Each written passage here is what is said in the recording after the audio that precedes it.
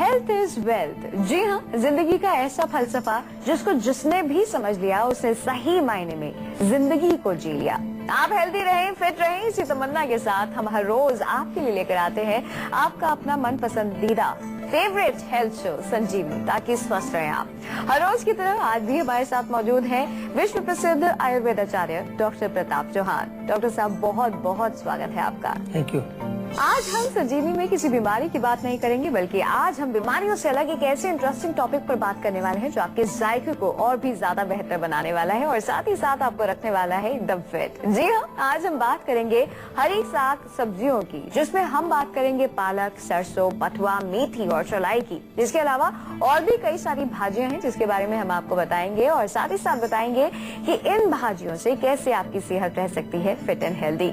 आगे हमारे खास सेगमेंट संजीवनी टिप्स में हम बात करेंगे मुनक्का की, लेकिन आइए सबसे पहले जानते हैं कि आपकी सेहत में किस तरह की भूमिका निभा सकती हैं अलग अलग तरह की सब्जियां। आइए सबसे पहले डॉक्टर साहब से जानते हैं कि खाने में भाजी या फिर साग को कितनी तरजीह देनी चाहिए। साग का हमारी सेहत के लिए कितना जरूरी, कितना महत्व है और क्या आयुर्वेद में भी इसका कुछ जिक्र है? डॉक्टर साहब, अगर हम आयुर्वेद की बात करें तो आयुर्वेद क्या कहता है सब्जियों के लिए और हमारी सेहत के लिए ये सब्जियां किस तरह की भूमिका निभाती है, कितनी अहमियत रखती है? देखिए, जो बात आज हम कर रहे हैं वो हरे पत्ते वाली सब्जियां, जो ग्रीन लीफी वेजिटेबल्स जिनको हम कहते हैं, खास तौर पर हमारे यहाँ पर देखा होगा आपने, पालक है, मेथी है, बथुआ है, चौलाई है, ये तमाम प्रकार की चीजें जो है मिलती हैं और इसका महत्व बहुत है हमारे आहार में, बहुत महत्वपूर्ण ये जो है रहती है।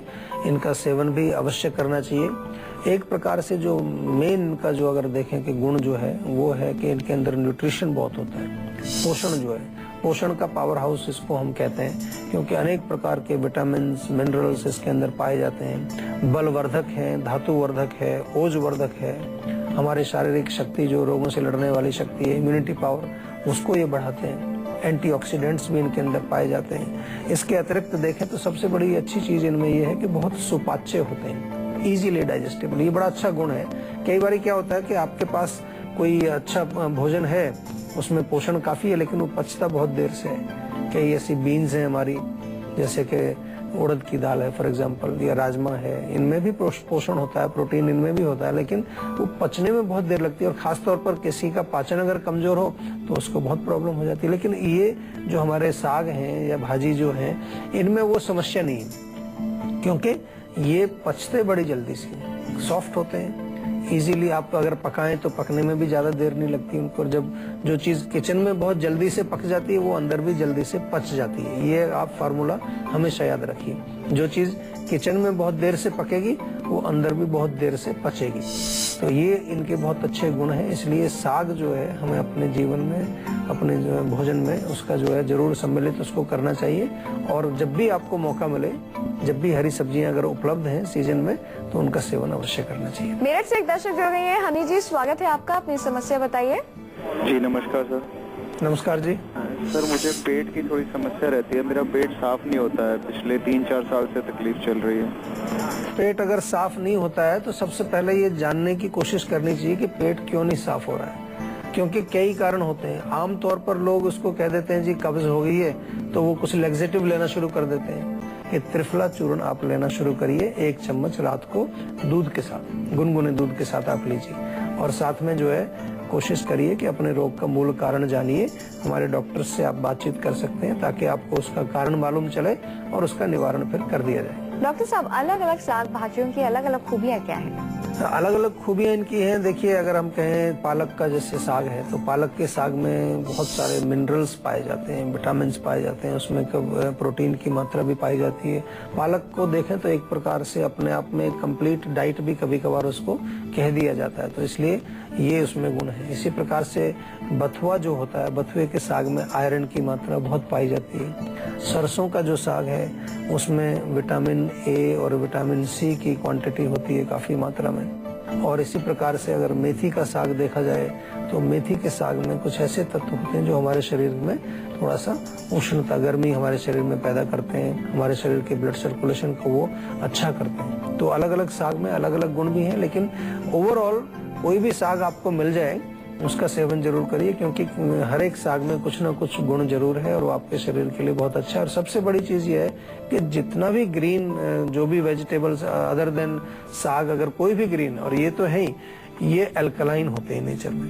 अल्कलाइन का मतलब क्या होता है कि हमारे जो शरीर में जो धातु निर्माण है उसके लिए बहुत अच्छा रोल प्ले करते हैं। साथ में ये हमारी टिश्यूज को स्वस्थ रखते हैं। जब हमारे शरीर में एसिड की मात्रा कम होगी तो हमारी टिश्यूज, हमारी सेल्स स्वस्थ रहती हैं। तो अल्कलाइन है और किसी भी रूप में उनका प्रयोग किया जा सकता है। जूस भी बना के पी सकते हैं, सूप भी बना के पी सकते हैं, और उनको डेफिनेटली जैसे हम साग पका के खाते हैं वो भी पका के खा सकते हैं। कुछ और चीज भी मिला के उसमें साथ में बना सकते हैं, जैसे आलू मेथी बनता है, बड़ी कॉमन सी एक रेसिपी है। तो जिस भी रूप में आप उनको खाएं आपके लिए बहुत उपकारी हैं, बहुत लाभकारी हैं, आपके स्वास्थ्य को बढ़ाने के लिए बहुत अच्छा रोल प्ले करते हैं। महुआ से अरविंद जुड़ गए हैं, अपनी समस्या बताइए। सर मैं अरविंद कुमार हूँ। जी बोलिए। सर देखिए, मेरे को पिछले कई दिनों से खांसी है। वो अगर दिन में अगर बोल चालते रहे तो सर कम होती है खांसी, लेकिन को सोते समय बहुत ज्यादा उठती है, जिससे कि मेरे मतलब सीने में, छाती में दर्द भी होने लगता है सर कभी कभी। तो उसमें बलगम आता है, सूखी खांसी होती है? नहीं, सूखी खांसी होती है सर। सूखी खांसी होती है? हाँ जी। देखिए, इसमें सूखी खांसी रात को थोड़ा प्रकोप उसका ज्यादा इसलिए होता है कि बलगम जो है रात को और ज्यादा जो है टाइट हो जाता है, सूख जाता है, रात को वात का प्रकोप भी होता है।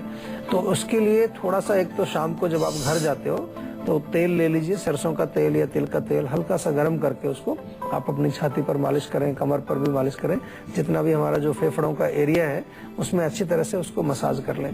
थोड़ा सा जो है सिकाई भी कर सकते हैं, गर्म पानी में तौलिया निचोड़ करके वो थोड़ा गरम गरम रखें, उससे जो है आपको रिलीफ मिलेगा। दूसरा, इसके साथ साथ हल्दी वाला दूध आप जो है पिए रात को, या ताज़ा अदरक है तो उसमें थोड़ा सा काला नमक लगा के मुंह में रखें, चूसते रहें, उससे आपको बहुत फर्क पड़ेगा। लेकिन जैसा हम बार बार आपको कहते हैं कि कोई भी रोग हो उसकी जड़ तक पहुंचना बहुत जरूरी है, उसका रूट कॉज क्या है उसको जानना जरूरी है।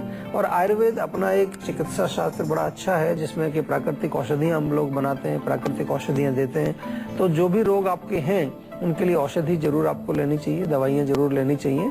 और आयुर्वेदिक दवाइयां लेने का फायदा आपको ये होता है कि आपका रोग तो ठीक होता ही है, साथ में आपके शरीर के धातुओं की वृद्धि होती है। साइड इफेक्ट्स आयुर्वेदिक दवाइयों के नहीं होते हैं। प्रॉपर मात्रा में अगर आप दवाई लेते हैं तो कोई किसी प्रकार का उसका दुष्प्रभाव नहीं होता। तो इसलिए मेरा आप सभी से यही एक बार मैं बोलता हूँ कि कोशिश यही करनी चाहिए कि आयुर्वेदिक औषधियों पर ही आपको ज्यादा जो है ध्यान देना चाहिए। हाँ, कोई ऐसी इमरजेंसी है कि बिल्कुल आप जो है उससे कंट्रोल नहीं हो पा रहा है, तब आप दूसरी चीजें भी ले सकते हैं। लेकिन मेरा निवेदन है कि आयुर्वेद का थोड़ा सा आप जो है अपने जीवन में जरूर उसको लाइए और प्रैक्टिस करिए, उसको देखिए उसका प्रभाव कितना है। बहुत प्रभावित है हमारा जो आयुर्वेदिक, बहुत प्रभावशाली है आयुर्वेद जो हमारा, और आपको इसके बहुत सारे फायदे होंगे। रोग तो ठीक होंगे, साथ में आपकी जो है शरीर की शक्तियां भी बढ़ेंगी। डॉक्टर साहब, अलग अलग तरह के साग होते हैं, विटामिन मिनरल्स भरपूर होते हैं इनमें, जैसे कि अभी आपने आयरन का जिक्र किया, तो ये जो इस तरह के साग हैं जिनमें आयरन मौजूद है या फिर और अलग अलग तरह के विटामिन मिनरल्स मौजूद है, वो किस तरह की बीमारियों को ठीक करने में लाभप्रद है? देखिए, जैसा कि आयरन की मात्रा है तो खून बनाने के लिए बहुत अच्छे हैं। एनीमिया जिसको हो, जिसके खून की कमी हो, हीमोग्लोबिन कम हो, उसके लिए बहुत अच्छे हैं। कब्ज जिसको रहती है उसके लिए बहुत बढ़िया, क्योंकि फाइबर की मात्रा उसमें बहुत होती है। डायबिटीज के पेशेंट जिनमें आम तौर पर बहुत वीकनेस रहती है, कमजोरी रहती है, धातु कमजोर होते हैं, उनके लिए बहुत अच्छा है। हाई ब्लड प्रेशर, मुख्य रूप से जहाँ पित्त की वजह से कोई प्रेशर आपका ज्यादा बढ़ रहा है, एसिडिटी ज्यादा अगर आपको है, उसमें भी ये अच्छा रोल प्ले करते हैं। इसके साथ साथ अगर थकावट बनी रहती है, कमजोरी बनी रहती है, इम्यूनिटी आपकी अगर बहुत लो है और हड्डियों में आपको कमजोरी है, उसमें बहुत फायदा करेगा।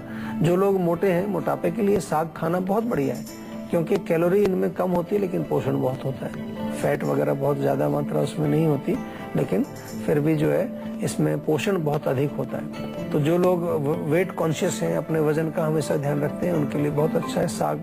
तो इन तमाम बीमारियों का जो है आप साग खा करके उपचार कर सकते हैं। पुणे से एक दर्शक जुड़ गई हैं, कविता जी, स्वागत है आपका, अपना सवाल करें।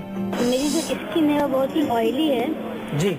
इसकी वजह से, ऑयली की वजह से जो मेरा फेस है बहुत डल लगता है। मतलब अच्छा। जब मैं अगर सुबह फेस वॉश करके आती हूँ, अगर मैं 2-3 बार फेस वॉश ना करूँ तो बिल्कुल ऑयल फेस हो जाता है और स्किन मेरी बिल्कुल डल लगती है, जबकि मेरा कलर सांवला कलर है और बहुत ही ज्यादा डल लगती है। तो मैं क्या करूँ ऑयली स्किन के लिए? देखिए, इसमें आपको बहुत अच्छा रहेगा स्किन केयर को समझना चाहिए। बड़ा अच्छा प्रश्न है आपका, क्योंकि आजकल लोग जो है बहुत कुछ स्किन पर लगाते हैं और समझने की कोशिश नहीं करते हैं कि मेरी स्किन किस टाइप की है। हमारे यहाँ आयुर्वेद में वात पित्त कफ के साथ भी स्किन को जोड़ा गया है। वात वाली जो स्किन है वो ड्राई होती है, पित्त वाली स्किन जो है वो ऑयली होगी और कफ वाली स्किन जो है वो नॉर्मल स्किन कहलाती है। तो आपकी पित्त के कारण प्रभावित स्किन जो है वो ऑयली है, तो सबसे पहले तो पित्त वर्धक चीजें आप ना खाएं। मिर्ची, मसाले, अचार, खटाई, चाय, कॉफी, इस तरह की जो उष्णवीर्य जो गर्म तासीर वाली चीजें हैं उनका सेवन आप नहीं करें।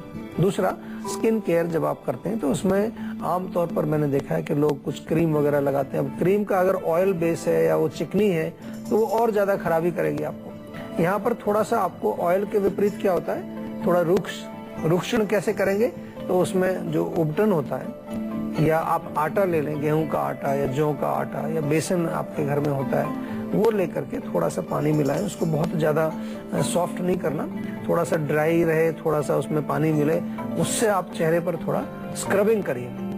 स्क्रब करने से ऑयल भी उसका जो है खिंच जाएगा, साथ में आपके जो पोर भी खुल जाएंगे और जो नियमित रूप से अगर वहाँ कुछ ऑयल आपकी स्किन में बनता है वो उतना ज्यादा वहाँ जमा नहीं होगा। उसके अतिरिक्त फिर आप बेसन और मसूर की दाल बराबर मात्रा में मिला करके एक जो है पाउडर बना के रखिए और सप्ताह में 2 बार जरूर वो पूरा मास्क लगाइए चेहरे के ऊपर। उससे आपको रिलीफ मिलेगा। आपका जैसे आपने कहा कि थोड़ा सा आपका कलर भी थोड़ा सा सांवला है, तो उसमें भी आपको थोड़ी चमक मिलेगी, क्योंकि बेसन और मसूर की दाल दोनों ही ग्लो भी लाएंगे आपके चेहरे पर और आपकी ऑयली स्किन भी ठीक हो जाएगी। साथ में ये चीज हमेशा ध्यान रखिए कि जो कॉज है उसका वो है पित्त। गर्म चीजें आप ना खाएं। बहुत ज्यादा अगर आप उष्ण चीजें खाएंगे तो उससे आपको प्रॉब्लम फिर और दोबारा से ज्यादा बढ़ जाएगी।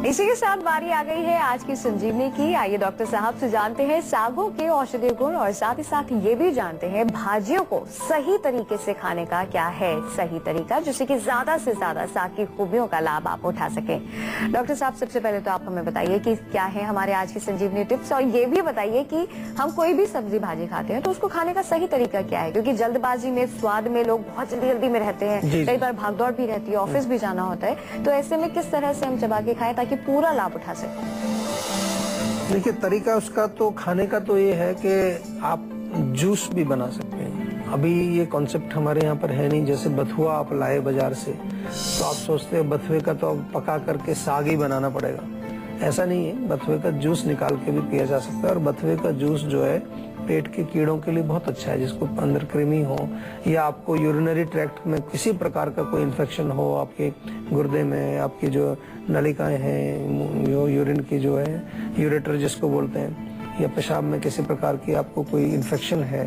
जलन अगर होती है, तो इनका प्रयोग आपको बथुए का जूस वहां पर कर सकते हैं। इसी प्रकार से आप जो है सूप बना सकते हैं। सूप का प्रचलन भी हमारे यहाँ पर उतना नहीं है। विदेशों में बहुत लोग मैंने देखा है कि पालक का सूप बड़ा अच्छा बनाते हैं। पालक के सूप में क्या फायदा होगा, उससे आपको जो एनीमिया आपका दूर होगा। साथ में बहुत अच्छा पालक रहता है, आंखों के लिए बहुत अच्छा रहता है। जिन लोगों का जो है आंखों की दृष्टि कमजोर है, उनकी विजन कमजोर है, वो पालक का सूप बना करके पी सकते हैं। और मेथी का जो साग है, मेथी का साग अगर बनाया जाए अच्छी तरह से बढ़िया, तो उसको आप जो लोग खांसी या जिसको कोल्ड वगैरह बहुत ज्यादा रहता है, बलगम की शिकायत रहती है, साइनोसाइटिस वगैरह, नाक बंद रहता है, उसमें मेथी का साग बड़ा अच्छा रहता है। लेकिन जब आप साग बनाएं तो उसमें थोड़ा अदरक जरूर डालिए, थोड़ा सा अगर चाहें तो